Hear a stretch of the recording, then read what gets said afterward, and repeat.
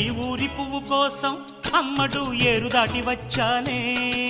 చిన్నవాడి రాక కోసం కళ్ళతో వేచి వేచి చూశానే. ఆయాసం వచ్చేలా 5-6 కిలోమీటర్లు నడిచానే.